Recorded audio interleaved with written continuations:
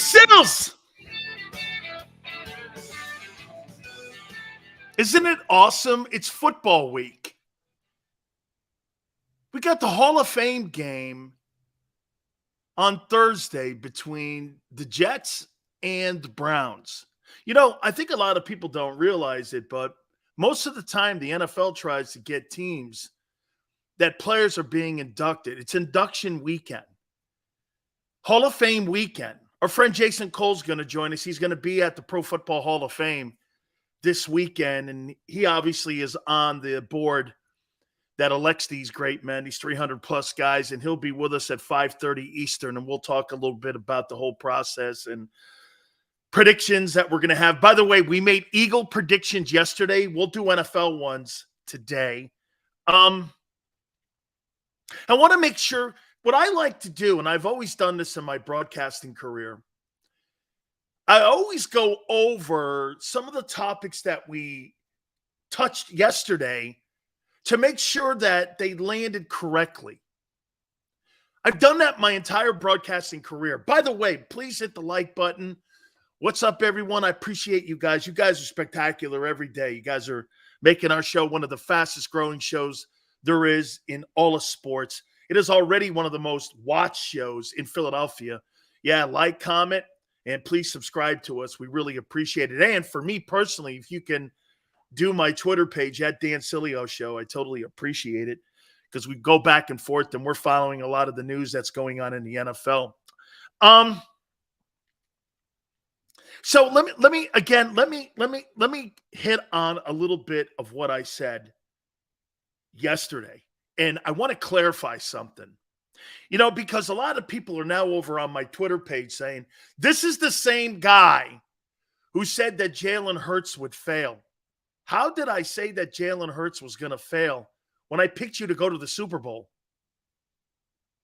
Where did you tie that in? I didn't think he would grow as much as he did as a quarterback. But where did you come off thinking that I didn't think he was or the Eagles were going to have a good year last year? I was talking about an individual player that did something most players don't do, have a giant leap. And it was because of Hurts' growth himself. The Philadelphia Eagles didn't believe in Jalen Hurts last year. They didn't. No one in the market did. There was a completely different narrative. Some people make it sound like I'm the only one who didn't think this guy was going to be what he looks like he could be. Okay? That wasn't just me. Your general manager lined up 2 first-rounders to go get a quarterback. They weren't sure. They were not sure. They're totally sold because of the money they gave him. But then again, the one thing about the Eagles, they're not shy on giving people money. They gave Carson Wentz a bag of money. They were wrong there. You know what's crazy? You keep forgetting that. They were wrong. In the amount of money that they gave Carson Wentz, they were wrong. After a couple of years of success. And yet now you see something different. There is something different about Hurts compared to Carson Wentz. There is. I won't deny that. Okay? I will not deny that. And again, the predictions that I had with him, he'd never throw for 4,000 yards, he'd get hurt, came to be true. He improved a lot in his passing. He sure did. Not enough to make me sit there and go, he's one of the elite arms in the league. He's not. I don't care how you phrase it, how you place it, how you want to describe it, and how you want to make it up. He's not one of the elite arms. He's one of the elite players because of the uniqueness he has. I heard Brian Johnson talking about him. Q-Ball, how you doing, my man? Appreciate it. Okay? JM goes, he said Reddick would suck. Yeah, because I went along the lines of 2 other football teams that said he sucked. Yeah. 3 teams in 3 years. Now he's barking about being underpaid. Well, you found a home. It took you 3 stops, but you found a home. It's okay.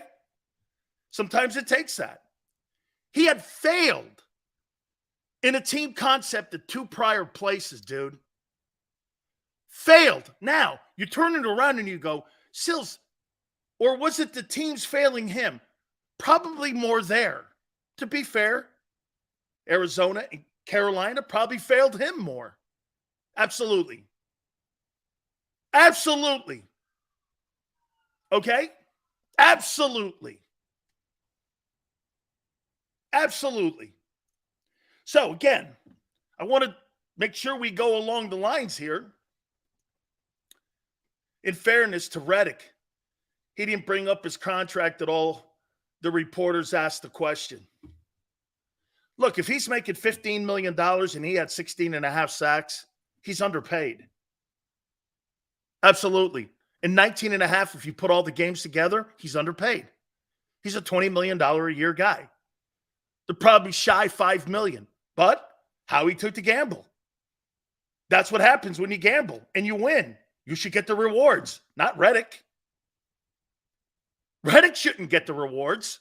Howie should. He's the guy that gambled. Gave him the 15. You had to question why 2 teams couldn't figure it out. Eagles did. He gets the reward. Howie wins that. Howie gets the reward, not the player. The player gets to do this. Hey, Carolina, Arizona, you're wrong. And that's right. But Howie was the one that put up the $15 million. He was the one that brought him on the team.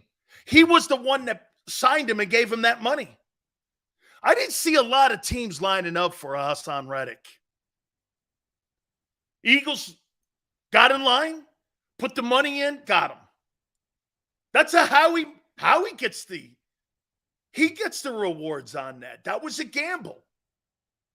He wins. And again, to be fair to what Tone said, he's not out there barking about, hey, I'm the greatest this or I'm the greatest that, this and that. A reporter asked him, think you're underpaid? Well, he is. He's a $20 million a year guy. Kuhn goes like this. How you doing? Didn't Hurts have the most plus 25-yard plays in the NFL? Yeah. And he still threw for 3,700 yards. One of the lower numbers in the league. That doesn't make you elite, dude. Threw at the ball 425 times. Today's NFL guy throws 650 to 700 times. He doesn't throw the ball a lot. There's guys in the league that had more completions than he had attempts. Think of that. He's not an elite passer. Well, and by the way, we'll see. We'll see.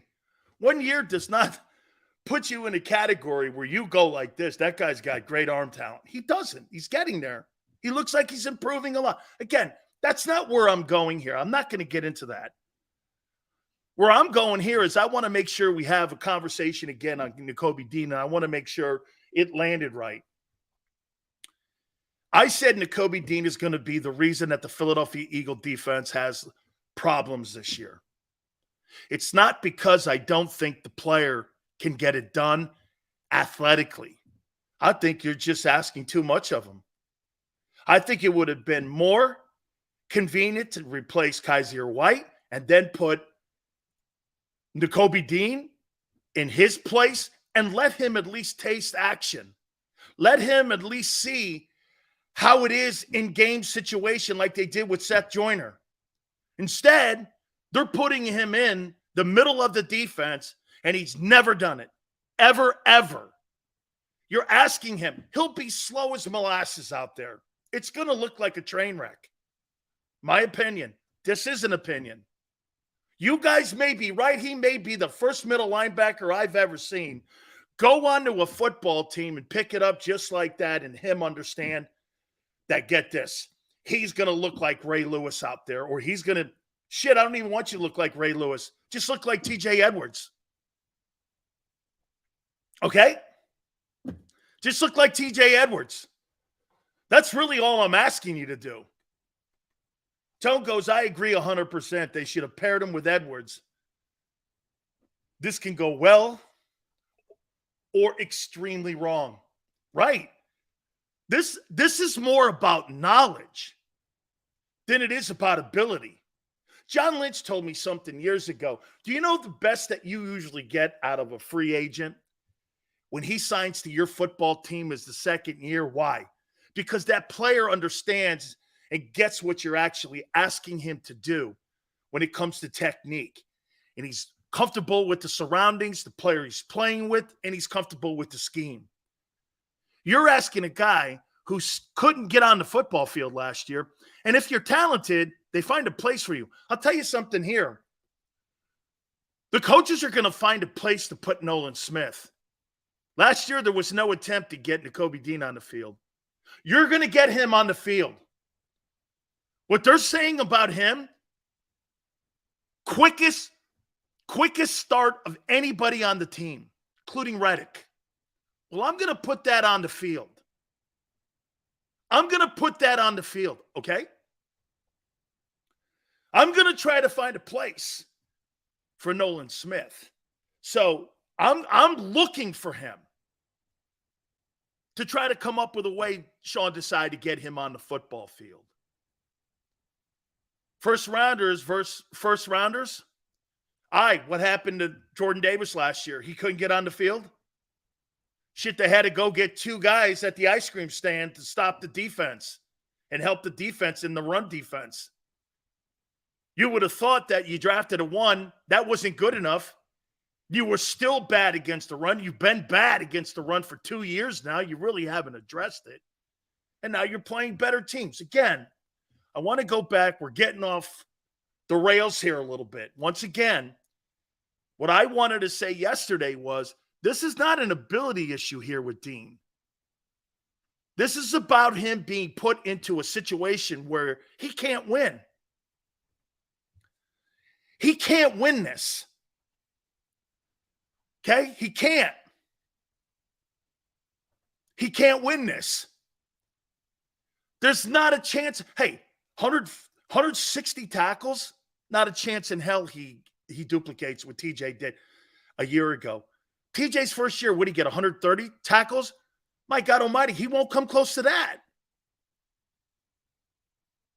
And what you're doing now at the linebacking core, you're talking to me about Christian Ellis getting playing time. You know why? Because the guy Murrow blows. The Eagles know they have a problem at linebacker. And the New England Patriots are going to attack that. It's funny. You know, you don't have to have the greatest players on the planet to play against bad players. And again, the issue with Dean is I'm not saying he's bad. I'm saying he doesn't know what he's doing. Oh, he's smart. It's got nothing to do with it. This is about game reps.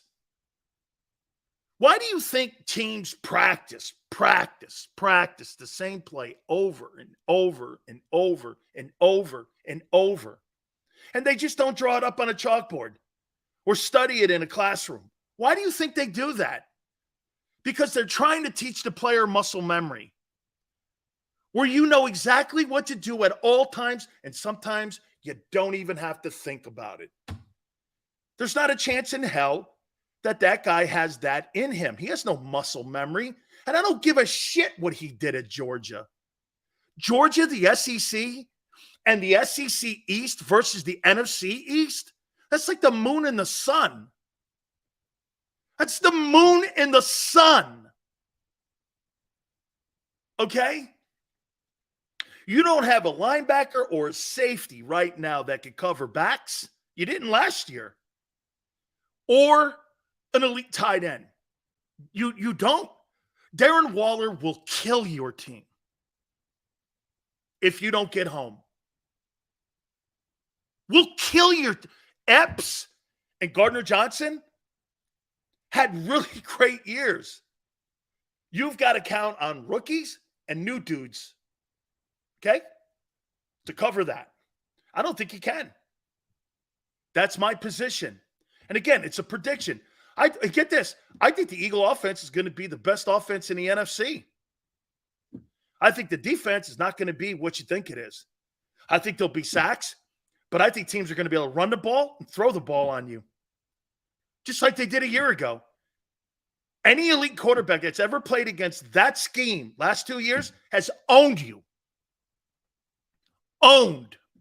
Derek Carr owned you. Same fundamental system. Owned.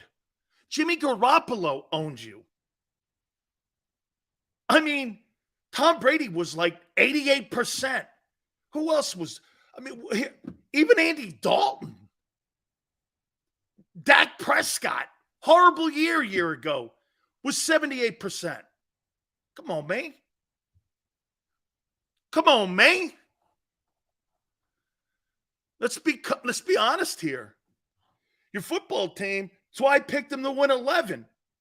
I think you got an offense that could win 13 games. I think you got a defense would be lucky to be hanging around a little bit. And if you sustain any injuries, especially at corner, it'll be a nightmare. You don't have the depth on that team like you did a year ago. That's where I'm coming from. I don't believe on August 1st you have linebackers and safeties to stop good quarterbacks and screen backs and tight ends. I don't believe it. You didn't a year ago. According to Pro Football Focus, you were the third worst tackling team versus awful teams. Now, it's different. Do I think the offense will be better? I do. Do I think Hurts will be better? I do. Do I think the defense will be better? I do not. So you're telling me 8 weeks you need to get that defense ready? Shit, you go 4-4 in that span because of your defense. How about this? Jalen Hurts could throw for 375 yards and rush for 75 yards, and you could get beat. Just like you did in the Super Bowl. What's the difference? Here, I want you to think about something. Tone, everyone. Do you guys think you played well offensively in the Super Bowl? Do you think you played well in the Super Bowl offensively? Okay? I mean, it's not, and I'm not talking about picture perfect, but do you think your quarterback and everybody played well? Okay? Tone goes for the most part, yes. Okay? Second-ranked defense in the NFL. Couldn't get the job done. That's not the second-ranked defense in the NFL. How in the world do you think you're going to play against Mahomes with a lesser group? Where is your reasoning to that? You couldn't stop a guy. Allen is another guy. You're not stopping Josh Allen. You're not stopping any of those guys. Why? Because you can't defend. You can't defend tight ends and backs. The freaking Saints beat your defense. Where do you think you got better? You were the second-ranked defense in the National Football League last year. And you had some mix-ups and screw-ups in the Super Bowl, right? You're a lesser team. Here, for some of you out there who cry a lot, you're a lesser experienced team this year. And you're going to put a completely inexperienced quarterback on your defense in the middle at the mic. And you think you're better. Never happened. It's not common sense. It's not common sense. Okay? It's not common sense. You're thinking more with your heart and your onions than you are reality. And and watch this. I'm not telling you Nakobe Dean is not going to be a good player.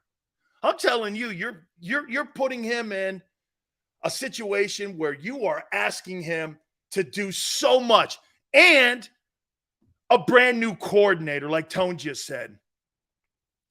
I think Tone's right. I think that defense is going to be hard to watch. I think they're going to run the shit out of the ball. Let me tell you how I see that New England game as of August 1.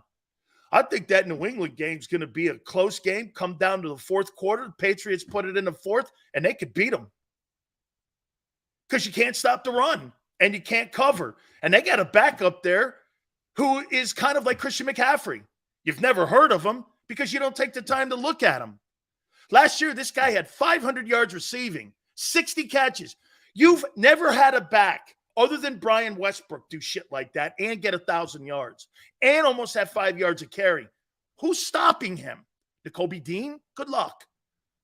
Because they're going to attack him with that. Good luck. Nakobe Dean on Stevenson. That's a mismatch. That's a complete mismatch. Christian Ellis. These people are streetwalkers. The Morrow kid, Ellis. Do you know why Ellis is getting playing time? Because you're small at linebacker. Come on, dogs. Try to use some common sense here. Nolan Smith. Nolan Smith is going to cover an NFL tight end like Travis Kelce. Okay. We'll see. This ain't the SEC. This ain't the SEC, dude. Okay?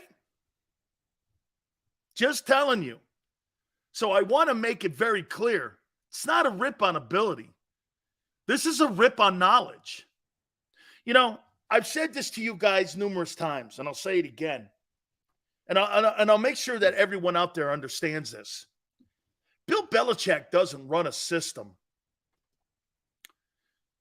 McMullen even said Nolan Smith is an edge rusher. Dropping him back in coverage will not showcase his abilities. Of course it won't. He's like Reddick. He's our cover guys. Reddick couldn't cover a cold. Here. Bill Belichick doesn't attack and use schemes like John Gruden does. He looks at the guy on the football field, and here's what he's going to do. That's why certain players are active one week in New England and certain players are not active. Here's who he's going to attack offensively. I'm going to attack Nakobe Dean, your safeties. I'm going to threaten your run game because you haven't done it for 2 years. He's going to run the ball 30 times, 30 to 28 times. Tight ends and backs out of the backfield because your backs can't cover. And what they're going to try to do is constantly be third and short. And they're going to play field position. Their most important player in that game will be their punter to make sure that Jalen and the offense has to go 14-play drives. They've got the defense to stop you. They're a little small at the corner position. And the addition of Christian Gonzalez, he's a rookie too. So again, I agree. That's a lot to ask him. And they're kind of small. And my question would be, they got 2 pass rushers that can get home. They got a D tackle that's outstanding. And they got great linebacker play. You don't have a better defense in New England. They play against better teams on a weekly basis than you too. They're more prepared against teams like the Eagles. You don't have a better defense in New England. Who told you that? You don't. They play against better teams on a weekly basis. They play the Baltimores. They play the Buffaloes. They play the Cincinnatis. They play the Chiefs. They play all of these, the Chargers, all these AFC teams with top flight quarterbacks. You don't. You play Cooper Rush and what's his name? Mills and guys like that, Kenny Pickett, Tyler Heineke. They're more prepared to see better talent. So when they get on the field with Philly, they're not going to be impressed with you. They're not going to be. They see the Bengals all the time. They see Higgins and Chase all the time and Mixon. You got nothing like that, or you got things just like that. Plus, they got Burrow. You're not special to New England. Okay? Joseph goes, they don't have a quarterback. Well, shit, dude. Andy Dalton beat you. So did Tyler Heineke. That's quite a resume. It's one thing to be blown off the field by Josh Allen. It's another thing to lose to Tyler Heineke and the Washington Commanders a year ago. Or Andy Dalton. You mean to tell me, even though Hurts was hurt, you can't overcome a shitty team like the Saints? Okay. That's all I need to know. That's all I need to know. Okay? The defense, in my opinion, I said this one more time, and I'll say it again to you. I think your offense is the best offense in the NFC. And I think you're going to get to the NFC title game. Okay? I do. I think your offense is as good as it gets. I don't believe in your defense. Your 2023 defense, I'm not sold. I don't think you did enough on that side. What did you think you did enough? Jalen Carter, okay? Sidney Brown, Nolan Smith. That's not enough. That's not enough. That's not enough. You really think you've done enough this year in this offseason? What have you done? And I ask you this question again. What have you done to beat Mahomes this offseason? One thing you've done to beat Patrick Mahomes. You got less experience, and you may or may not be more athletic. I think you are. What have you done to beat Patrick Mahomes or any elite quarterback this offseason? Because you haven't beaten one in 2 years. Okay, Rodgers. In 34 games, you've beaten one guy. That's an elite arm. One. What have you done to improve that? Name me one quarterback in 2 years outside of Rodgers that you've beaten. That's one of the elite arms in the game. And you've got less experienced.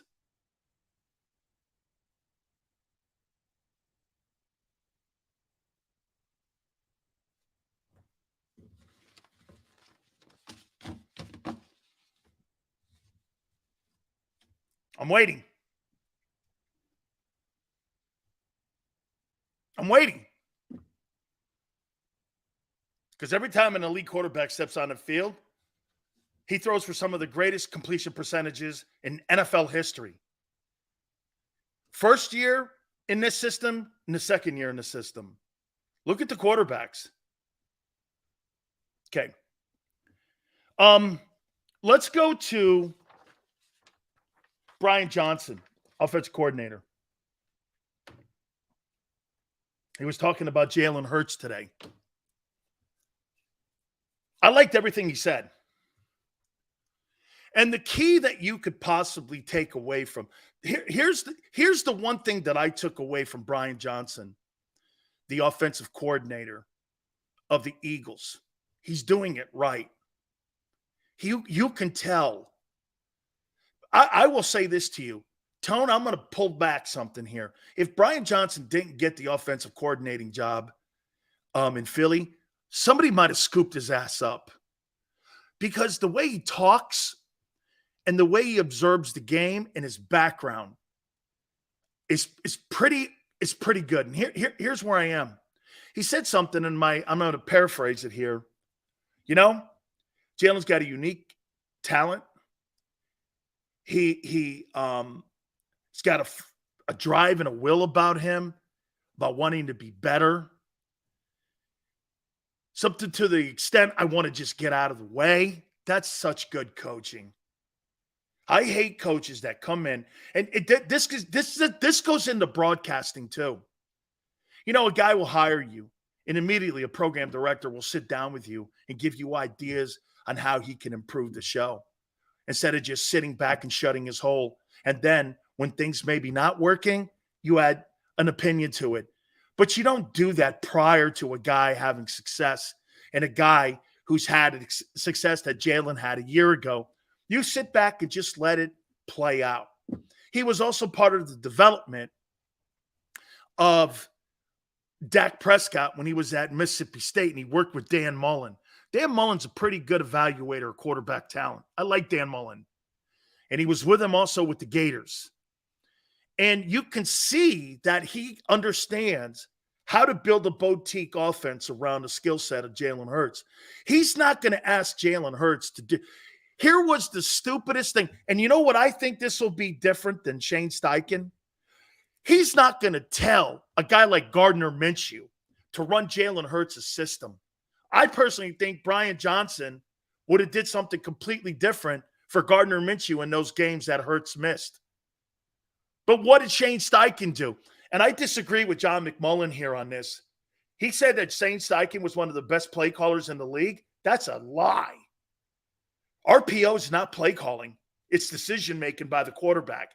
Now, you can structure a RPO system and build it, but play calling, the quarterback, how do you know what the play is when the quarterback has the ball in his hand and he makes the decision right there on the spot? You may have some plays that you may design in a shotgun or what have you, but RPO is run. Well, I'm not going to run it. Pass. You have the option. How do you call that? Run, pass option? Go ahead, Jalen. You make the call. If you call that play calling, I don't call that play calling. Okay? I agree with Maniac. I think last year's offensive coordinator award should have went to Jalen Hurts. I think Jalen Hurts was spectacular in his play calling and decision making. You saw that all year in his decision making. It was really great. And you listen to him, and he took a page from Frank Reich and building boutique offenses to skill sets of the quarterback. And he's going to sit back and let Hurts be Hurts. He's not going to, I guess what I'm saying here, right, Maniac, everyone? He's not going to overcoach Jalen Hurts. Jalen Hurts doesn't need coaching. He needs just to be refined and to continue to do the things and be challenged in practice for the team to continue to grow. That's how that team and that offense is going to get better. The more comfortable he gets, the more he sees the game, the more the game slows to him.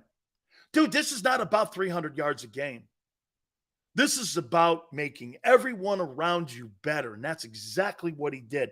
Personally, I don't see him getting off the – here's my prediction, and I said it to you before. 3,700 yards, 25 touchdowns, passes, 6 picks, 750 rush, 8 rushing. That's who he is. He does that again, he'll be in the MVP conversation. There's not a quarterback here. You want to hear something crazy? And I think some of you missed this. Those passing stats are not really great. But there's not a quarterback in the NFL that will put those stats up. You have one guy who will do that. Wouldn't you rather have one or a guy that throws for a ton of yards in Minnesota? Wouldn't you rather have one? Do you know how hard that is to game plan? Here, I'll give you another example. Georgia Tech used to be one of the most difficult coaching preparations for because they ran the triple option. Like when you play against Navy, nobody sees that thing. And that's why Navy leads the nation every year in rushing. Rush the ball for 400 yards. They got a good record, but that's what they do. Most teams don't do the triple option. You don't prepare for that. Okay? You just don't. You don't see it a lot. You don't see somebody in the league that throws for 3,700 yards and 800 rushing. You just don't. You don't see that. You don't even have a guy on your roster to help mimic who he is. Okay? So once again, perfectly done. Let Jalen just be Jalen. 3,700 yards, 25 touchdowns, 6 picks, 750 rushing, 8 touchdowns. That's what he's going to be. That's what he's going to do. He'll miss about 3 games again. That could be a problem when it comes to home field advantage. But I do believe you're going to be okay because the NFC blows. Okay? Hurts will never throw for 4,000 yards. Okay? He won't be in the game long enough. And by the way, you're a run-oriented football team. And when you get leads, you know the one thing that the Eagles struggled mightily at last year against bad teams? They couldn't put teams away. Why? Well, Your red zone offense was not very good. You could not put teams away. That's why teams crawled back on you late in ball games. And these trash can running backs outside, hey, I don't want Tony to get upset. And again, DeAndre Swift, I'm with you on him. If he could stay healthy, I don't care what the stats say. As long as the Eagles win and win big, I'm cool. That's right. That's all, dude. You got a one-of player. I'm not debating this any longer. I don't care what you say. I'm not going back and forth on it. His decision-making is going to be the key to the success of the team, not his statistics. Okay? Not the statistics. And the guys around him, their numbers are gonna matter. Okay? All right. I liked what Brian Johnson said. I did. All right. I'm going to give you my NFL predictions. And some of these are going to hurt for the upcoming 2023 season.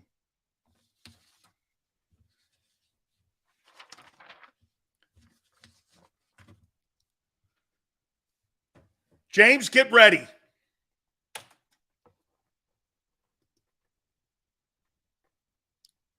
You're right. You win games with great decisions, not. Tone could have played for Jimmy Johnson. Tone, you want to know what he used to tell all the players during their Super Bowl run and national championship runs? It's not about the amount of great plays you make. Don't make the one play that costs your team. Scoop and score. You can make all the great plays you want. Don't be the guy that makes the play that people look back on that may have cost your game. It was never about the great plays, the sacks, the 80-yard touchdown catches. Don't make mistakes. The NFL is not about great plays. It's the team that protects the football the best. Case closed. It's not about the team that puts up the best statistics. Okay? All right. I have made 10 bold predictions for the upcoming 2023 NFL season. Some of these are going to hurt. Number 1. Dak Prescott is going to beat Jalen Hurts in the NFC Championship game to put the Cowboys in the Super Bowl.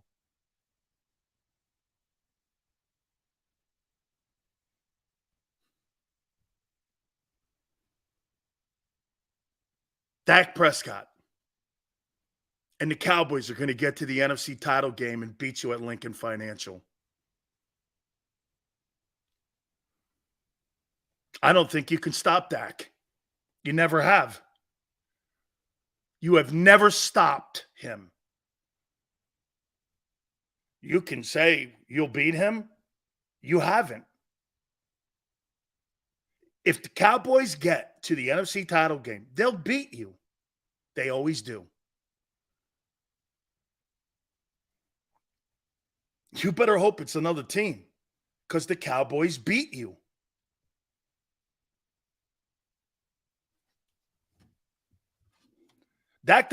Dak stops himself, Wake? When? Against you?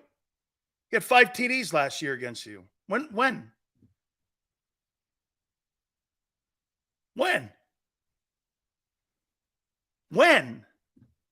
He's 8-3 versus the legendary Eagles.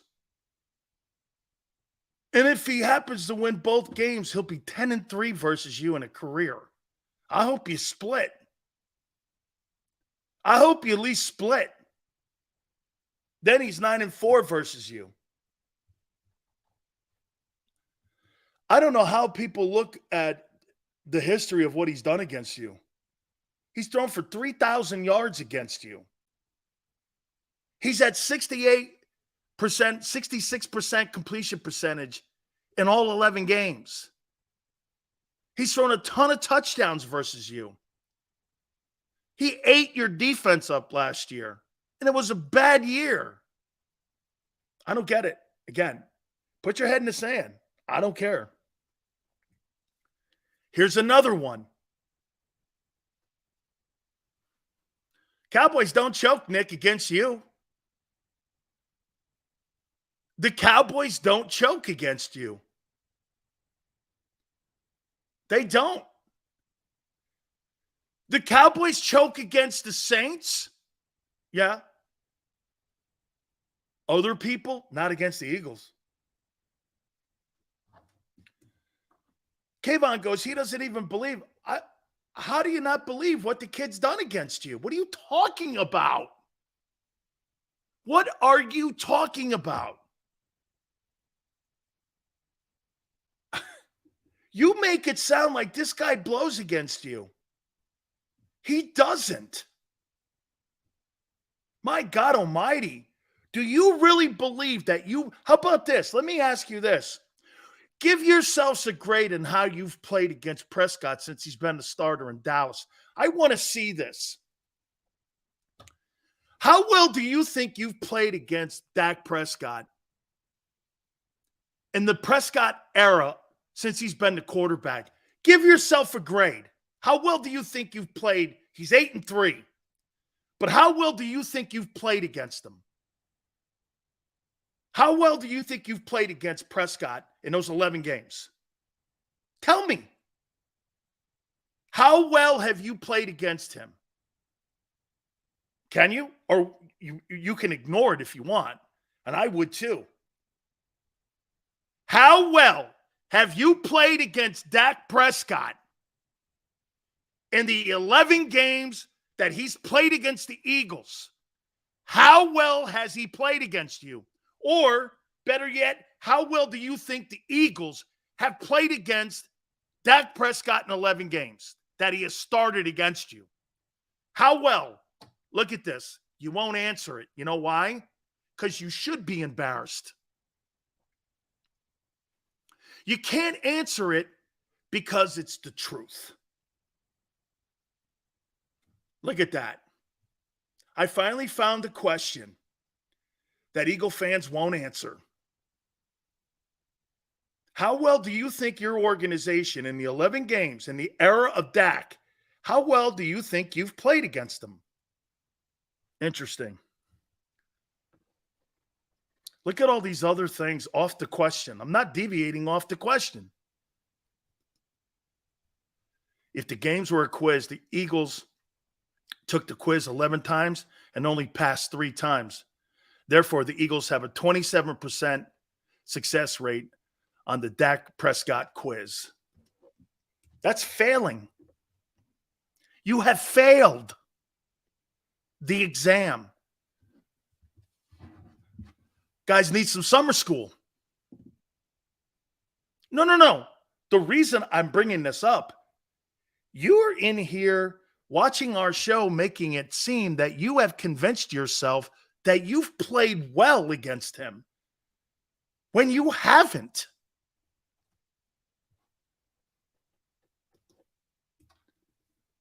Failure, Tone says, simply put. Cowboys get to the NFC title game, he'll beat him until proven otherwise. Dak is going to destroy that defense.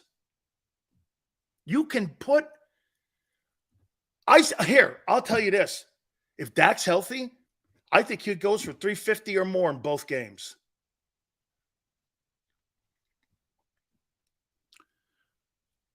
How well have you played against any?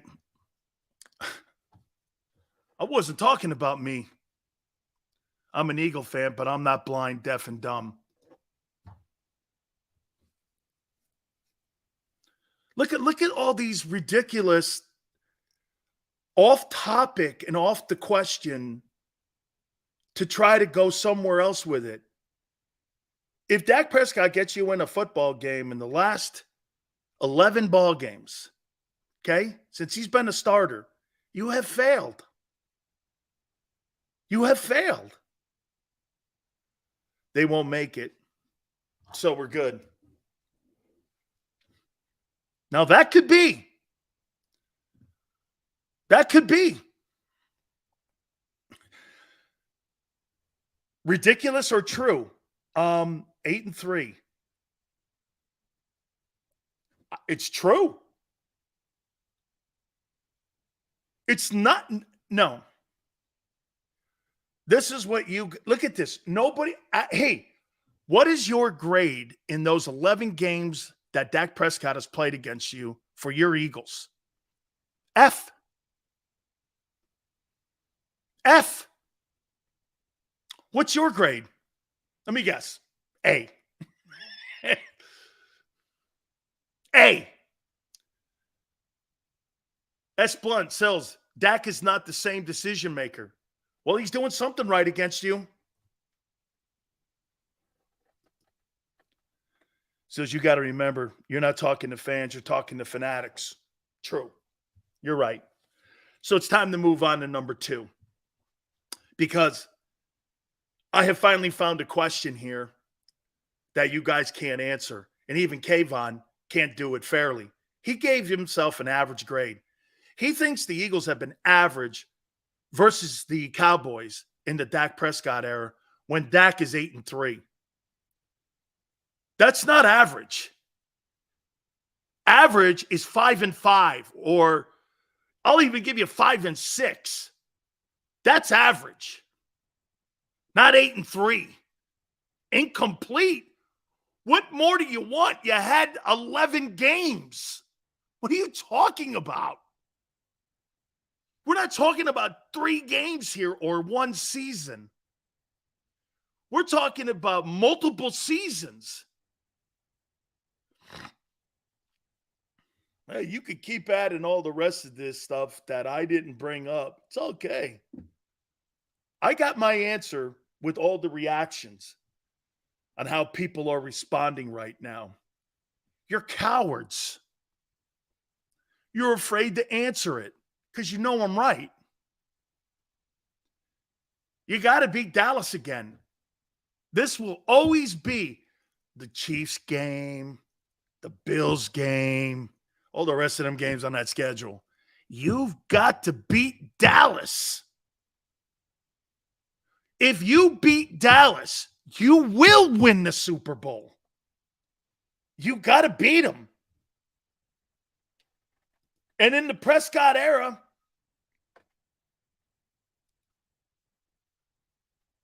this question frustrates me, not because of your asking, but because it exposes that there are many people who choose to live in an alternate reality from truth. Right. It's okay. Those are the hey, that's what makes football great though, Tone. That's what makes rooting for your team great. Tremendous passion. But people don't want to see when I bring a truthful question up like this and you can't answer it, that's why I do it. To show you got a lot of work to do this year. Let's drop the 7-year nonsense and start with Hurts versus Dak from today forward. Has Dak beaten him? I mean, has Jalen won a game against him? The games that he was healthy for, they were non-competitive. They were like the first year that he started against the Eagles, those Eagle-Cowboy games were non-productive. They weren't even competitive. Last year, the guy throws for 5 touchdowns against the best defense you've put up since Gang Green or the 17 group or maybe the 04 guys. And he ripped you a new one. It's not bullshit. It's total reality. Yeah, but 2-5 in the postseason. I'm not asking that. I know what the Cowboy problems are. I know exactly what they are. The Cowboys, you know, the only team they never overlook is Philly. It's the only team every year they know they have. I don't even believe that they think that the Giants are somebody that they have to really concern themselves with on a yearly basis. I think Jerry, since he's owned a team, when Buddy was the coach, I believe that the Cowboys are built to beat the Eagles every year. I do. I'd really like to know what Jerry's record is against Philly since he's owned the team. I bet you it's over 500. The best year the Eagles have had during the Dak Prescott era was 17, which just so happens to be the year the Eagles won the Super Bowl, like you said. We dominate Dallas, we win the bowl. Correct. Case closed. Cowboys get to that NFC title game. I think it's going to be a tough one. Okay? Neil goes, I called the entire fan base cowards. No, I called you, Neil, a coward. No, I called you because you can't answer the question and you give some bullshit answer about how well you think you've played against Dallas since Dak's been the quarterback. And you give some bullshit answer. Different team, same result. So, wait. And he goes like this. Well, now since Jalen's been there. Well, I mean, actually, let's see. Jalen's got an under 500 record versus Dallas. See, 2-0, 1-1. Yeah. Yeah. The Cowboys are 3-1 versus you in the Jalen Hurts era. 3-1 versus you in the Jalen Hurts era. Dak's missed games. All good. Makes for a great year, and I think it's going to make for a great rivalry. Here we go. Number 2. I believe this. Bold prediction number 2. NFL, Dan Sileo. I believe the New Orleans Saints are going to be the number 1 seed in the NFC. I think they're going to win home field advantage, but I think they're going to get beat in the playoffs. And here's why. They're going to sweep their division. The Eagles are not, and nor are the Cowboys. You're not sweeping your division. You didn't a year ago. I believe the Saints can. Carolina, I don't believe it. Falcons, I don't believe it. Buccaneers, I don't. I think the New Orleans Saints, with Derek Carr, going to be the number 1 seed in the NFC. Now, I don't believe they're making it to the NFC title game, but I believe that they're going to have the number 1 seed. Personally, that division and their schedule this year sets that up. Look at it. They play nobodies. They don't play a first-place schedule. There's not a lot of challenges on that schedule like the Eagles have. The Eagles are playing a number 1 schedule, the toughest schedule in the NFL in one of the better divisions. The Saints are playing one of the worst schedules in the worst division in football. See, so you think you're going to go play 49ers, Bills, Seahawks, Cowboys in consecutive weeks and run the table when that team will play teams like Arizona, the Bucs, Carolina, and Chicago. Unbelievably dumb. Once again, not thinking correctly. Okay? Jesus criminy. Look at who they're playing versus who you're playing. I mean, the NFC South is the worst division in football. And you're playing the number 1 ranked toughest schedule in the NFL, but you'll have an easier time of it than the Saints. Okay.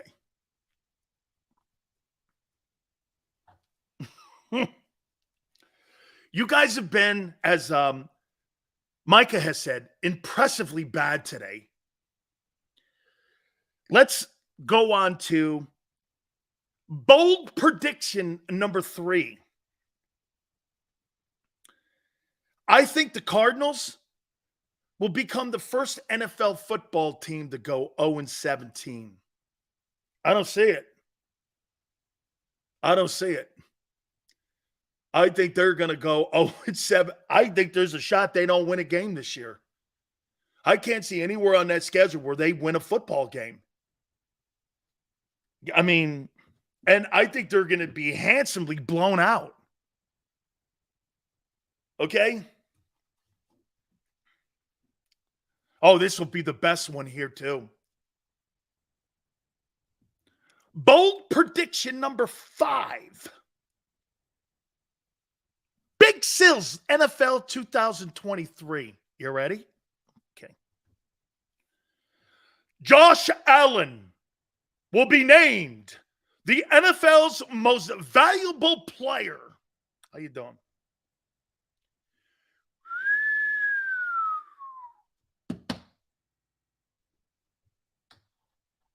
What a talent.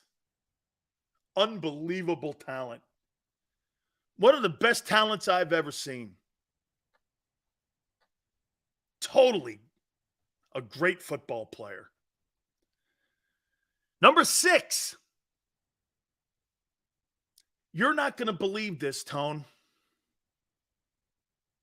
You're not.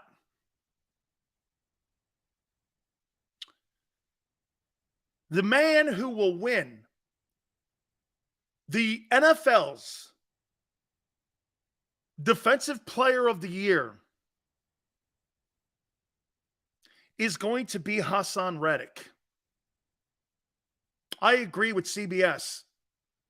One of the very first times CBS and I, today they put that bold prediction out, I saw it and I went, you know what? I agree. I think this guy did something last year that shut even Big Sills up. And that was this. Number 1 in third down sacks, caused fumbles, 19.5 sacks for the entire year. I believe that Hassan Reddick, I think, is going to win, okay, the NFL's Defensive Player of the Year. Yes, sir. I think he's going to keep that thing at least looking respectable this year. I think Slay's out of gas. Your linebackers stink. Your run defense needs a lot of work. Carter's going to be an outstanding ball player. Cox is going to play well. Bradbury's going to play well. Sweat's going to play well. It's going to wobble a lot. But Reddick hasn't wobbled. Here's what and why I'm saying this, Tone and everyone, about Reddick. Man, it doesn't matter if he's in Carolina, Arizona. This dude's getting double-digit sacks. You could put this guy on the moon. Prove me wrong, man. Congratulations to you. I think this guy, yeah. I think this guy is absolutely, he was a force last year. Okay? He was a force. The number 7 bold prediction by Big Sills. I think Justin Jefferson breaks Calvin Johnson's record and goes over 2,000 receiving yards. And I believe he does that. He is the best wide receiver I've seen the the Minnesota Vikings and other NFL teams have ever had. I mean, it's Moss, it's Rice, it's Owens, and it's this kid. Justin Jefferson could go down in history as the greatest Viking player in history in what he is doing right now. Man, what a great draft choice by the Vikings. Spectacular. Just spectacular. And Tone's like, I stopped doing that. Yeah. Stop doing what? Stop doing what? I said he's the best. I mean, Viking wide receiver. That's Randy Moss, man. You kidding me? I thought this guy was going to be running routes for the Eagles. I mean, the Vikings for 20 years.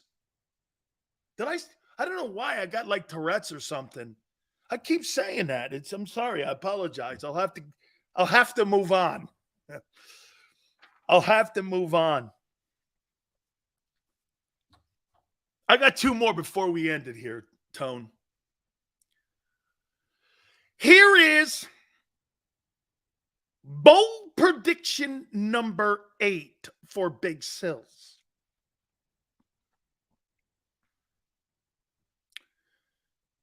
I believe this will be Bill Belichick's final season as the head football coach in New England.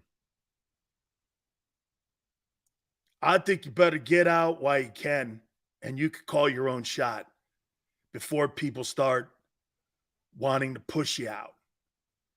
You might want to give your audience just a little bit more than when you hate to stay too long, because you're going to be villainized if he stays too long. Does Jefferson win a Super Bowl with the Vikings? Good question. No way. No way. Bold prediction number 9 for the NFL 2023 season. I think the New York Jets are going to have the number 1 ranked defense in the National Football League. You know, you didn't hear me say offense. You heard me say defense. I think they have great corners. They've got good linebackers. They got an outstanding defensive line. Their coordinator / head coach, Robert Saleh, is absolutely awesome. Look at the job he did in San Francisco, and he's totally turned that thing around. I think the Jets are going to have the best defense in the NFL this coming season. Okay? Chris goes, you see Colin Cowherd called our O-line old. Well, that shows you what he knows. Most of the time, the great O-lines are older. Takes longer because there's more technique in the offensive line. You truly become a great O-lineman like you're 27 and up. Okay? I think the Eagle offensive line, that's not shocking to me. Old? They're old when they can't work. And they're old when they can't move people off the ball. They still move people off the ball. I'm not there with that. I have seen nothing. Kelsey doesn't even look old. And he's 35. Okay? I don't see it. Okay? And number 10.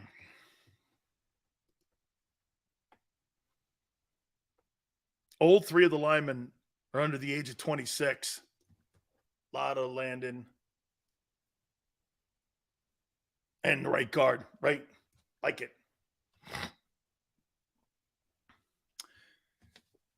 Here is prediction number 10. Bijan Robinson will be the offensive rookie of the year and the NFL's offensive player of the year with the Falcons. Man, that would have been great to have him in the backfield instead of the trash cans the Eagles have now. Could you imagine having somebody like Bijan Robinson on a rookie deal cheaper than what the guy in Carolina is getting? Instead, you guys go with the 10-headed horseman. We're going to recap when we come back out of the timeout. Ah, Bijan, baby. Could have had him. So you'd rather have Nolan. Wait a minute. So you'd rather have Nolan Smith than Bijan Robinson? Who would you rather have? Let's make that prediction. Who would you rather have, Bijan Robinson or Nolan Smith?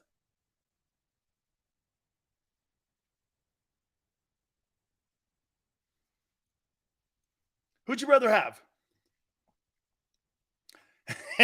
No, I didn't say Jalen Carter, because I'd rather have Jalen Carter over any of them dudes. No, Nolan Smith, of course you would.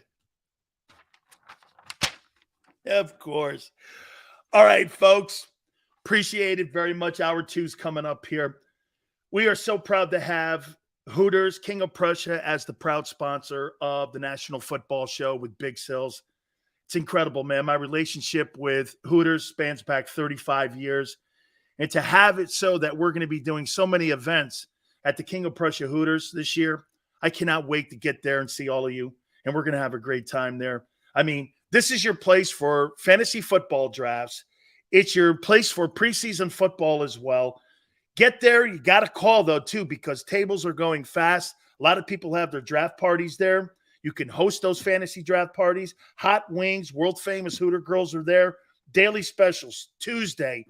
Hooters are 2 days. They're 2-a-days there. Buy 10 wings and get 10 bonus wings. Wednesdays, it's Wing Wednesday. I mean, this is a 40-year tradition that they've been doing. And this is the 40th year of Hooters, by the way. All you can eat wings for $19.83. Kids eat free on Saturdays. Go there with your family. It's always a great environment. Hey, every single weekday, the happy hour specials they have, absolutely great. Get 6 items, $6. Miller Lite tall drafts, Coors Light tall drafts. I mean, look, 6 boneless wings.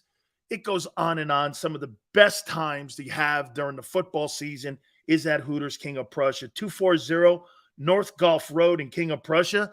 And when you go to Hooters, do me a favor, tell them Big Sil sent you.